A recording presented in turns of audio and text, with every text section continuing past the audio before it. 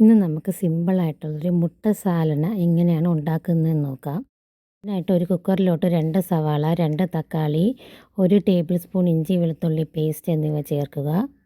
അതിനുശേഷം 1 ടീസ്പൂൺ മുളക് പൊടി, 1/2 ടീസ്പൂൺ മഞ്ഞൾപ്പൊടി, 1/2 ടീസ്പൂൺ മല്ലിപ്പൊടി, 1/2 teaspoon chicken masala, 1/2 teaspoon garam masala എന്നിവ ചേർക്കുക. ഇതിലോട്ട് ആവശ്യത്തിന് ഓയിലും കൂടെ ചേർത്ത് കൊടുക്കാം. എന്നിട്ട് ഇതിലോട്ട് 1/2 കപ്പ് വെള്ളവും കൂടെ ചേർക്കാം. ഇനി ഇതിലോട്ട് ഒരു 5 വിസിൽ വരുന്നത് വരെ നമുക്ക് അടച്ച് വെച്ച് കുക്ക് ചെയ്യാം. എന്നിട്ട് ഇതിലോട്ട് ഒരു 1/2 ഗ്ലാസ് വെള്ളവും കൂടെ ചേർത്ത് കൊടുക്കുക. ആവശ്യത്തിന് ഉപ്പും കൂടെ ചേർത്ത് കൊടുക്കാം. എന്നിട്ട് നമുക്ക് ഒരു മുട്ട പൊട്ടിച്ചൊഴിച്ച് കൊടുക്കാം. എന്നിട്ട് അത് നന്നായിട്ട് മിക്സ് ചെയ്തെടുക്കാം.